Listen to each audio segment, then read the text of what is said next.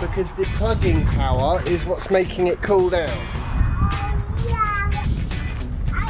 Right, we're going to Gigi and Grandpa's basically now because we've got a party to go to. Yes, I like summer parties, so it's the Big Cook summer party. Awesome. And we're going to meet Soph there because she's going to go straight from work because, you know, her work finishes like way late.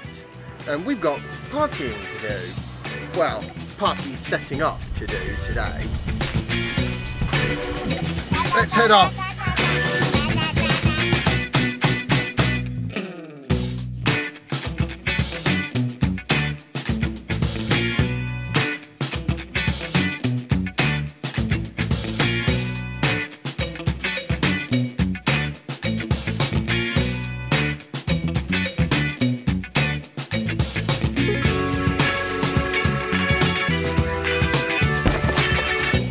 That was a rough old drive, that was. 2 hours 10 minutes and we covered 80 miles, which is 5 miles more than normal. It was just traffic, traffic, traffic, non-stop traffic. And it always happens in the UK.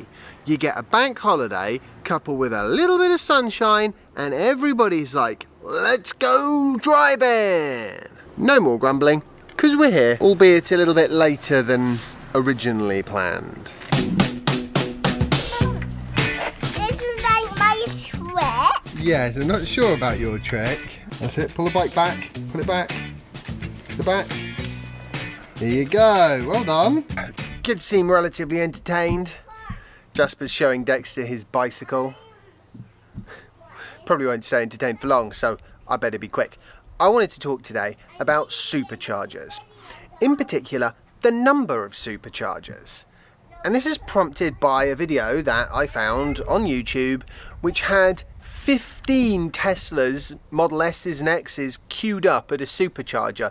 This was when the eclipse was happening, so I have a feeling there was a kind of a Tesla migration into the path of the total eclipse, which basically just led to humongous queues.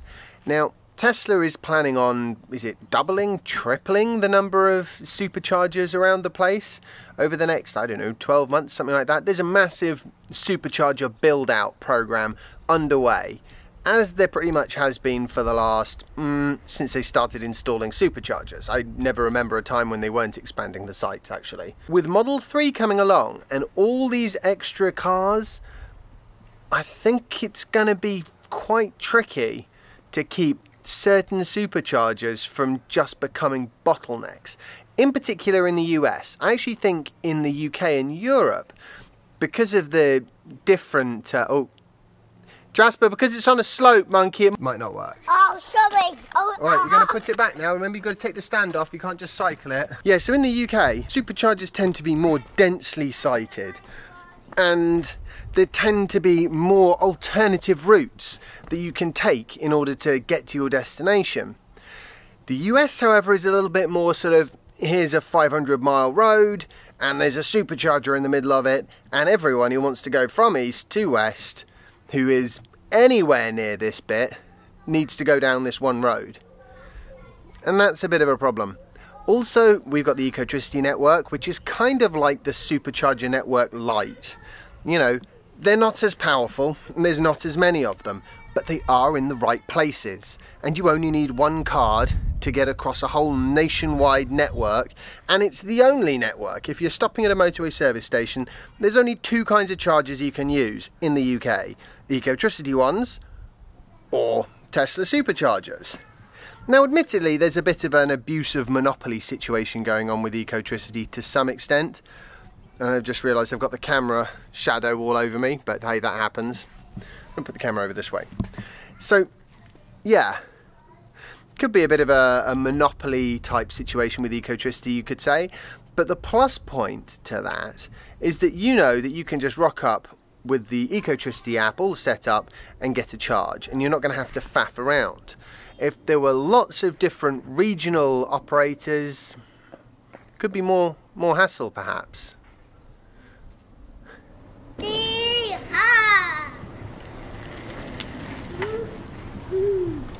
You know what does amaze me about the supercharger network, and also to a lesser degree in the UK, the Ecotricity quick charge network, the electric highway, we really are witnessing the birth of genuine EV infrastructure. You know, the other part of the equation being the inner city EV charging infrastructure, which we're going to have a proper look at in a couple of weeks' time, I think. It's amazing to see it being built out, because obviously I missed it when they were building all the petrol stations and stuff, but at some point there was no petrol stations if you wanted to drive across America. Somebody had to actually stick those in the ground, and for example in the UK they came up with the idea of motorways, then motorway service centres, and it became a sort of, you know, mini industry in its own right. And that's basically what you're getting with these super fast chargers. They're just sort of finding their feet and working out which business models will work and which ones won't. What's that saying? Rome wasn't built in a day.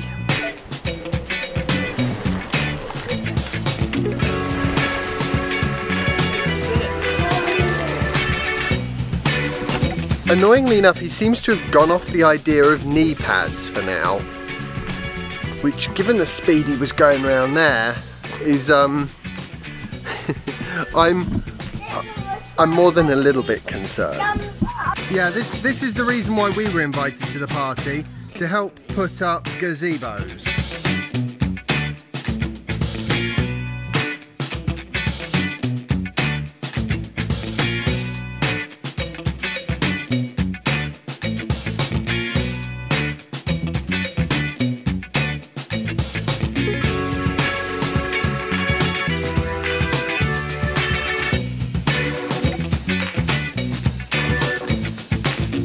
Beautiful, my work is complete.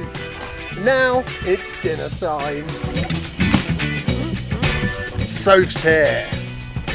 Hey Soph, how was the drive? Not too bad then in the end. Waze is amazing.